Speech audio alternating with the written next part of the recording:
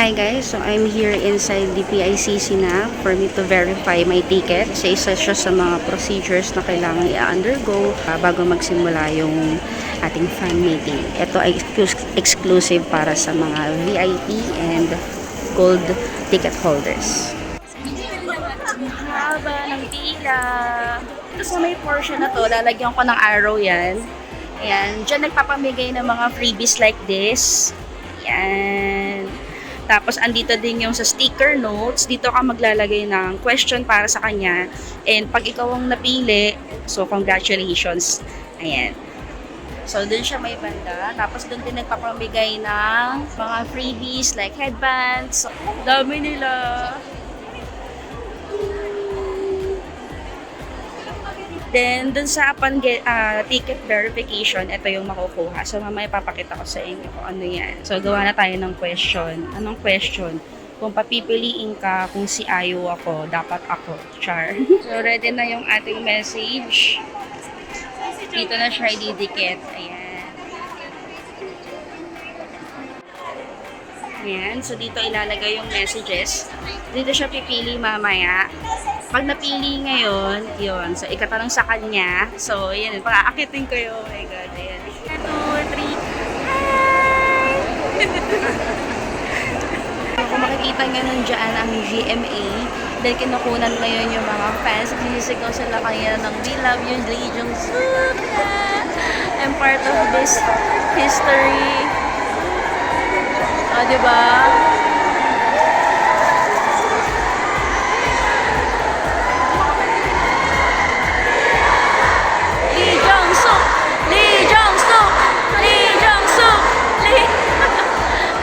Oh, di ba? Nakikishort na.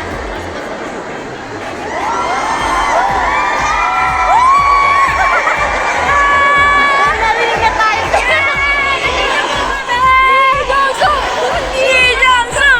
Ito na kami! Oh my G! Ito na yun. Sign poster. Allah! Ayan, napapasok na kami sa loob.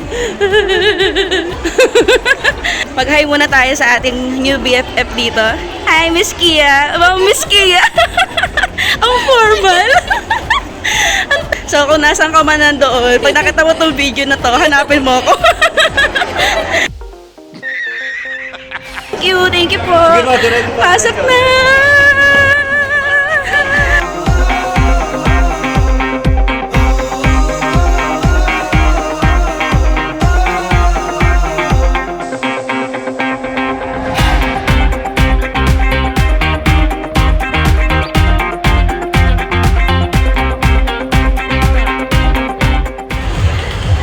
Hi guys, so ito na ipapakita ko sa inyo yung mga nakuha natin. So this is our ticket, yung parang ATM. This is the photo card. 2 posters, yung isa poster lang siya.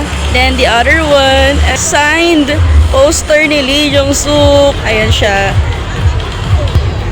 We also have these banners. Tataas daw siya mamaya kapag lumabas to sa Lee Jong-suk. Then siya, coming from the spinning the wheel. The scarf. Ayan. Ang ganda ng scarf ng L'Officiel. Diba?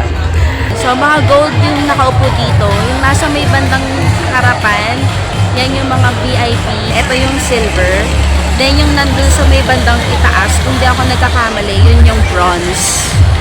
Ayan. So, ganyang karami lahat ng nagmamahal kay Lee Jong-suk. Look at that.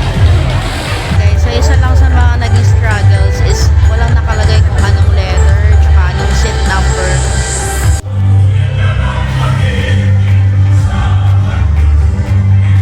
Mga be, pinausod kami. Oh, umuusod yarn. Oh, edi mas malapit tayo mga baby.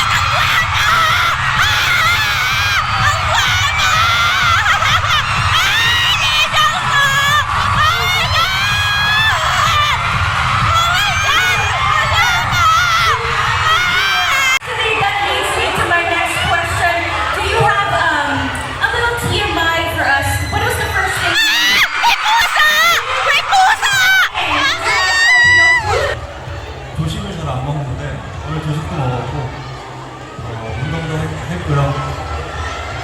여러분들 만나서 정말 설레하면서 기다리고 있었습니다.